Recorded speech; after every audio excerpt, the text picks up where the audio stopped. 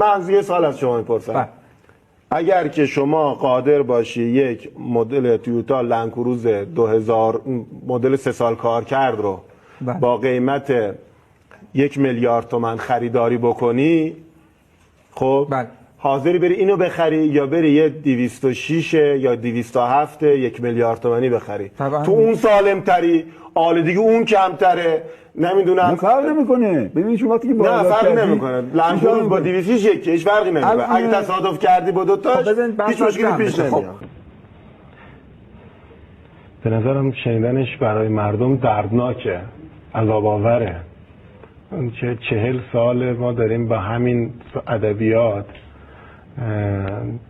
حق مردم رو قربانی میکنیم به پای خودروسازان. من بحثم فقط خودرو هست. آره فقط رو خودرو داریم بحث میکنیم. صحبتی که میکنم رو خودرو، فقط خودرو. آره و فقط هم میگیم رو واردات اینو حل کنیم. ما در مورد انحصار و اینا نمیتونیم فعلا کنیم. الان این واردات محل بحث ماست دیگه. و این که منم قطعا خودم رو مدافع کشور و نظام و مردم میدونم.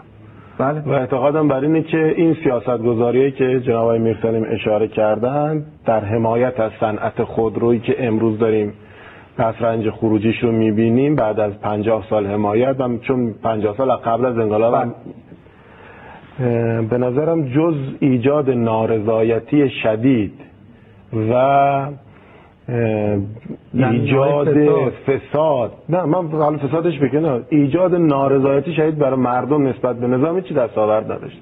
پس اگر ما مدافع نظام هستیم و داریم در قالب مدافع نظام صحبت میکنیم، اینو باید بدونیم که الان اگر که از صنعت خود رو دفاع بکنیم عملا مردم رو داریم علیه نظام هدایت میکنیم. و این خیلی چیز عجیبی هست که جناب آقای میرسلیم اینجوری دارن. ببینید ایشون اشاره کردن که تولید داخل باید انجام بشه. بله هیچ کسی مخالف تولید داخل نیست، ولی تا کی حمایت از تولید داخل؟ این مردم ما دارن تو خودروهای تولید داخل ما از بین میرن.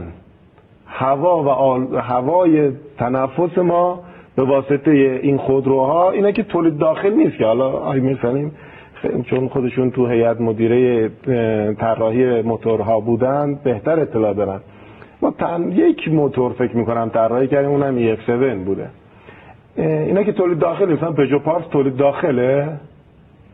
من نمیدونم این تولید داخله. اگر بود که ایران اصلا چیزی که ساخته شد و بعدش آمد و کپی شد رو این موضوع. یک نقطه با آقای میرسلیم کاملا هم نظر هستم. دولت حمایتش رو باید از خودروساز برداره، دخالت نکنه در قیمت گذاری، دخالت نکنه. حمایت و دخالت رو برداره، هر دو رو برداره. قیمت باید آزاد بشه، قیمت خودرو در کشور ما باید آزاد بشه، به قیمت جهانی باشه، همه اینا رو قبول دارم. اما یه اما داره، در کنارش همه رو آزاد کردی، واردات هم باید آزاد بشه. حالا حمایت و دخالت وقتی اتفاق افتاد تولید و داخل شکوفا می شود. الان من اصلا توافق کامل دارم با آقای زوریکوچی. خب ببینید من رشید کوچی هستم. ببخشید آقا جلال رشید کوچی. ببینید آقا این مسئله بسیار درستی هستش. یعنی ما کشور خودمون رو در شرایطی قرار بدیم که این شرایط مثل شرایط بین‌المللی هستش. بله. یعنی من میتونم مثلا به عنوان تولید کننده یک محصول اون قطعه‌ای که در بازار جهانی با ارزان‌ترین قیمت به دست میاد اون رو کسب بکنم و جنس خودم رو تولید بکنم و عرضه بکنم. بله. چون چیزی که نیست الان من امکان این که بتوانم برخی از قطعاتی که توجیه اقتصادی ندارد تولید کردنش در داخل کشور، مثل چی؟ مثل وسایل تزریقی که الان در داخل خودروها استفاده میشه. واقعا در داخل کشور نه اینکه ما نتونیم، ولی برای 1 میلیون تولیدی مثلا انژکتور در سال ما نمیتونیم رقابت بکنیم با اینکه 50 میلیون دارن تولید میکنن. پس بنابراین اگرم بخوام این کارو بکنیم گرونتر در میاد. ناچاریم از بازار خارجی تامین کنیم. درسته؟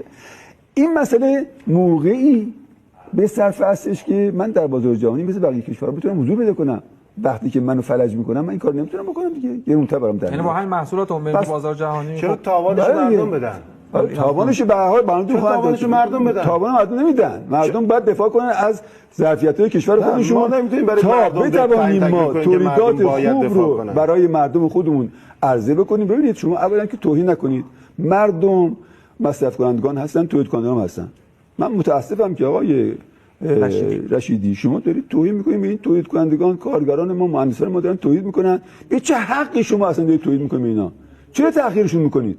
میگید که نمیدونم لگن درست کرد. این حرفا چیه؟ 40 سال ما حمایت کردیم. کدوم حمایت؟ چون لگن تولید شما هیچ وقت حمایت نکردید تا این کشور، بلکه مزاحمت آشغالی تولید کرده که وقتی تصادف میکنه به اجزای تشکیل دهندش تقسیم میشه. آقای رشیدی من چون آلودگی کشور شده، چون برای مردم قتل و کشتار به ارمغان آورده. از این شاخ به شاخ نکنید. نه، چون که باعث آسیب به روح و روان جامعه شده، چون باعث آسیب به امنیت کشور شده، چون باعث بدبینی نسبت به نظام شده. اصلا اینطور نیست. یکی بریم جلو. اولا یادتون باشه رقابت پذیری یه مسئله بسیار مهمی است. حقم است که مردم بتوانند از کالای قابلیت رقابت استفاده بکنن. بسیار خوب است. ولی در شرایط مساوی طبیعی است. اگر در شرایطی قرار گرفتیم ما که این شرایط به ما تحمیل شده است که نباید ما وادار بکنیم خودروسازمون که به صورت چی جادویی مثلا بیاد کارا درست بکنه. باید حواسمون جمع بکنیم. من یه سوال می‌پرسم آقای میرسلیم میفرمایند که ما الان تولید داخل به اندازه نیاز مردم هست دیگه. شما اینجوری میفرمایید. بیشتر نیاز مردم هستش. خب اینو شما جواب بدید. این فکر اصلا جواب نداره. حتما هست دیگه. برای این مردم میرن تو صف وای میسن. اینو چی میفرمایید شما؟ دلیلش روشنه. برای اینکه در مجلس تصمیم گیری کردن که 50% تولید بدن در اختیار مادرانی که فرزندداری میکنن. خب این اشکال داره. مادرایی که تو خونه هستن نیاز به خودرو ندارن که.